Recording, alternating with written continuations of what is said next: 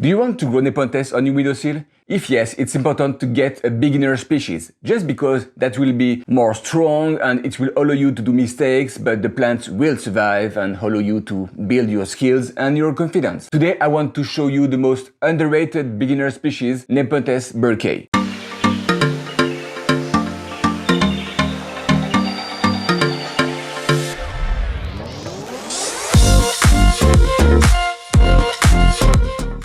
Hi, my name is Remy, and on this channel I explain you everything I know about how to grow Nepenthes on your windowsill. So if you're new, consider subscribing. Today we'll talk about Nepenthes burkei. First, I will do as I would do for any kind of new species. I will do the research with you, and then I will show you the characteristics of the plants. So now let's start by going to Wikipedia. Okay, when we are on the Wikipedia page of Nepenthes burkei, we see that a tropical pitcher plant native from an island in the Philippines. We have the elevation and finally related to Cebuensis and Ventricosa. This is very cool. So the two important stuff here are the elevation and the fact that it's related to Ventricosa. Let's check the island quickly because I'm always curious, and then we will move to the elevation and then the Ventricosa. Okay, so the elevation, we'll go to my favorite website, Tom's Carnivore, you know it, I did a video about it. We type burkei and we see where it grows, so the elevation fit with Wikipedia. 23 to 28, so it will handle a warm temperature during the day, and 13 to 18, so that's perfect for a windowsill night.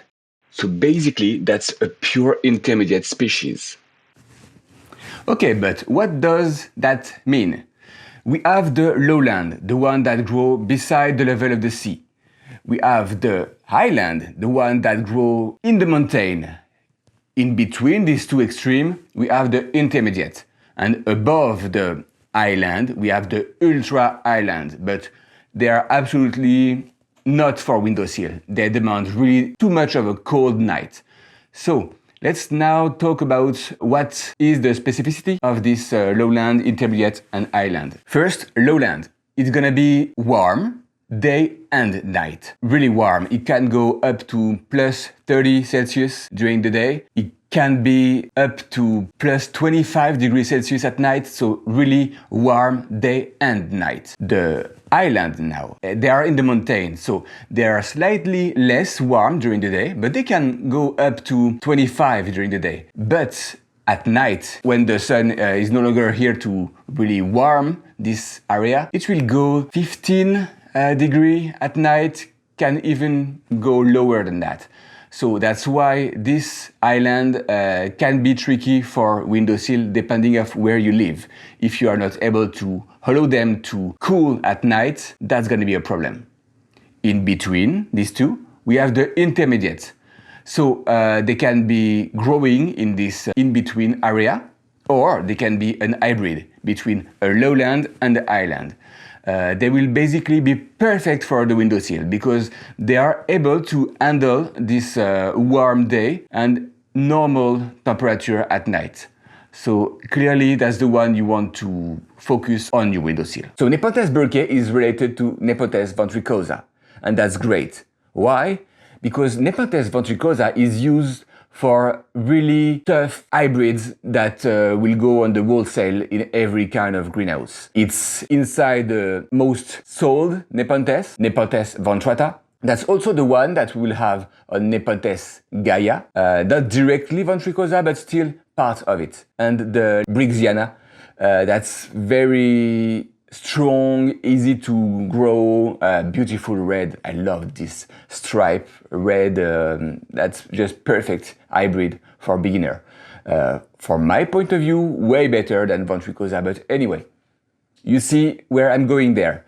Ventricosa is really the perfect plant for hybrid because it will allow the plants to survive. It's really a wide range of conditions, from cold to hot, from dry to humid. So this Ventricosa will make the plant easy. And if burkei is related to this plant, that's gonna be an easy plant. So now let's talk about my plant. I got my plant, it was probably 1 to 2 years old, and it was at least 3 years ago. So now the plant is 5 years ago and clearly is adult. It's not vining yet, but clearly all the pictures, etc., it's really an adult plant, and even the color slightly changed. Let's have a look of how it was at that time and how it is now. So in October 2018, it was already 2 years old, I would say. It was really tiny and tubby, and most of the pictures were green. In March 2019, some pictures were still green, where some other were starting to be bicolor. And in June, it was even more. You see, they're almost all this kind of a reddish color. In January 2020, the angle of the opening of the peristome slightly changed. Before it was really horizontal, and then it started to be really more of an angle.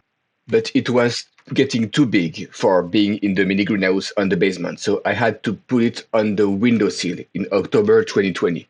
So the first picture was slightly discolored. But then in April 2021, the picture changed color, really redder. The opening was really more of an angle, almost vertical. So it was almost a definitive shape. Clearly, it was no longer looking like a Ventrata. And now we are in September 2021, and clearly the shape is definitive. I didn't see any change since the last 5 pictures.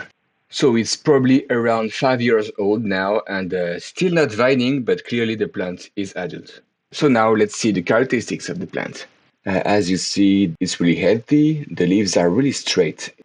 They are thick, kind of waxy, and it's definitely not pepper thin. And under that, there is absolutely no hair. So let's check the stem now. As it ages, it will go woody. That's totally normal. And the way the leaves are attached to the stem don't follow the water to stay. So it's really a characteristic of this plant. You will have the tendril and the pitcher forming, and there is no hair again on this embryo. One thing funny about the embryo of pitcher will be this unique hair. And here is the same pitcher that is just open, and we will see that the front never gets any dots. The red dots are on the side, but there is kind of a tie in the front where there is absolutely no red spot. And that's easier to see when it's young, because as the picture ages, it will tend to get redder. Look at this color. When the sun hits the picture, that's where magic happened. And here is the last picture. The shape is exactly the same as the previous one. That's why I really think the plant is adult. And look at this peristome. That's beautiful. I love the color. There is a little bit of teeth. So that's very cool. And even the lid is great. This is the 2 last lid. Really great color and pattern. Do you grow Nepenthes burkei at home? I would be interested to know what do you think about this plant, because clearly for me that's a friendly beginner species and really rewarding. The pictures are great, the plant is strong. I know some people have a hard time to have them picture all the time. Maybe that's because of the temperature, but yeah, leave me in the comments if you are able to grow it properly and what do you think about it. So until next time, happy growing!